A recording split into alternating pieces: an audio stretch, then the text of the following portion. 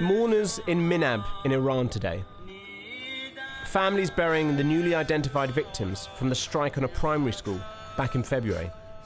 The sound of mourning here, the silence of mourning 7,000 miles away. 4 more US soldiers arriving home in 4 more caskets. President Trump was there to honour them and spoke to reporters earlier as he was asked about a conflict causing both emotional and economic pain for the American people. A poll just came out. Americans don't want high gasoline prices, but they're not against the war. That just came out loud and clear in a poll. Nobody wants Iran to have a nuclear weapon. The president has said he could go further, threatening to destroy a bridge or power plant each time Iran shoots at a ship in the Strait of Hormuz, and also suggesting strikes on an under-construction nuclear site in Iran. Oil prices rose once more today after the Secretary of State Marco Rubio, at a summit in the Philippines, downplayed any hope of diplomacy. The problem we're having right now is that they're not serious about talks. If they're serious, we're serious. If they're not, then we will do what is necessary to protect that, our interest and also the interest of our allies. And so an 11th straight day of strikes from the Americans against Iranian targets as this conflict, once quietened by ceasefire, risks escalating. The Iran-backed Houthis are threatening to block the Red Sea, further disrupting energy flows in the Middle East. Washington said they are limiting Tehran's ability to hit ships in the Strait of Hormuz, yet traffic is almost at a halt. And Iran said it launched these missile and drone strikes towards US bases in Jordan. Given the administration said Iran's missile capabilities had been destroyed back in April, politicians raised their concerns on Capitol Hill. You stated that Iran's military had been, quote, destroyed and, quote, made combat ineffective. Was that an accurate statement? Yes or no? Iran's ability to challenge the United States of America at the level at which we're capable of. That's not what I asked you, Mr. Secretary. You said on day 14, Iran's military had been, quote, destroyed and, quote, made combat ineffective. Yes or no? Was that an accurate statement? What the American military has done to the Iranian military. Even Republicans were growing frustrated with the answers given for a war that has now cost $37.5 billion. Would they try to commence development again of a nuclear warhead? Part of the reason President Trump had to have the courage to do what he did after Midnight Hammer is that they didn't give up their ambitions even though their nuclear sites had been obliterated. So this is a regime hell-bent on nuclear ambitions, and President Trump's been willing to go after them. We need straight answers. Thank you very much. But as the White House attacks Iran's nuclear ambitions, they seemingly have no issue with Saudi Arabia's, with reports suggesting the president has approved a deal that could allow the Saudis to enrich uranium.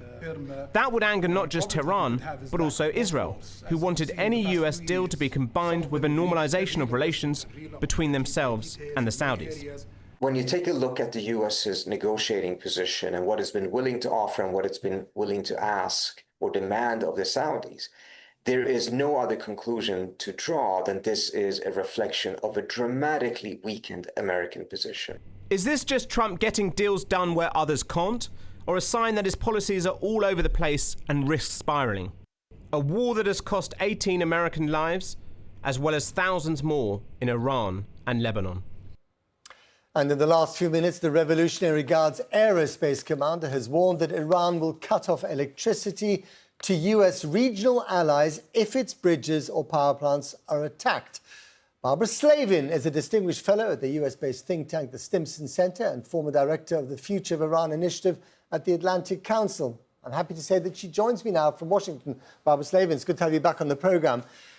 When you look at what's been happening, not just in the last 11 days of bombing, with the ceasefire, collapsing, but also just in the last 24 hours. I mean, this whole situation seems to be spiraling out of control. Yeah, it certainly does, although I've learned never pay attention to what Trump says, only what he does. He makes many, many threats. He carries out some of them, but not all of them. The war was a colossal mistake, as we all know from the beginning. I think even Donald Trump realizes that now. I was just looking at some recent polls. Even his own MAGA base is souring on the war as the price of gasoline in the United States goes above $4 a gallon again.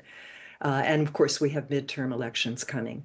But he has to try to figure out a way to end the war that saves face. And so far, he's not been able to do that. And of course, Iran looks at the memorandum of understanding it reached with the United States, barely a month ago, and says it gives Iran the right to manage traffic down the Strait of Hormuz.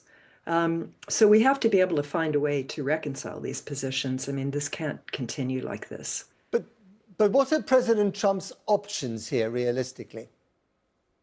I've just been thinking about that, actually. I think the best solution would be to create some sort of multinational board to manage the traffic in the Strait of Hormuz. You could have the International Maritime Organization, you could have Iran, could have Oman, perhaps others that would send representatives, and they could approve traffic down the Gulf. Iran obviously would have to stop shooting at ships. But, this was caused because the United States pulled a fast one. It agreed to this MOU, and then it set up a separate channel hugging the coast of Oman to bring traffic out of the Persian Gulf. And that was a mistake. It was a terrible mistake because the MOU quite specifically says that Iran will be responsible, at least in the first 60 days, for arrangements in terms of facilitating traffic down the Persian Gulf.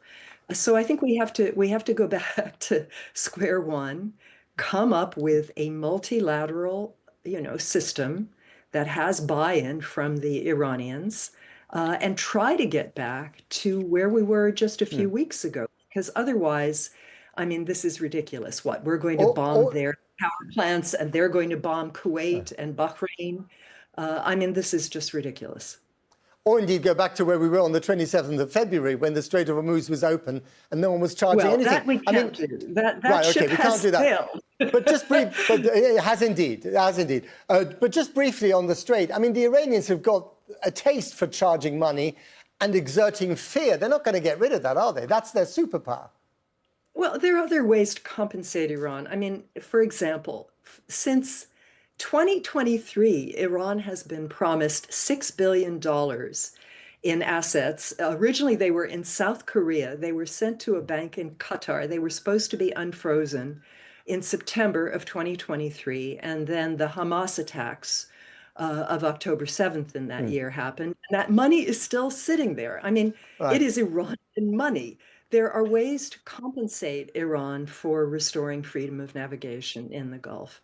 Okay. You can't do it by bludgeoning them, though. And indeed, and that's what we're discovering. Just very briefly, literally in 10 seconds, what do you make of this purported US-Saudi deal to enrich uranium in Saudi Arabia while Iran is being punished with war for doing the same thing?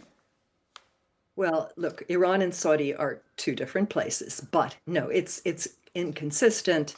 It would destroy the non-proliferation regime such as it exists, and of course the Iranians would scream double standards. Okay, Barbara Slavin, thank you very much indeed. You're welcome.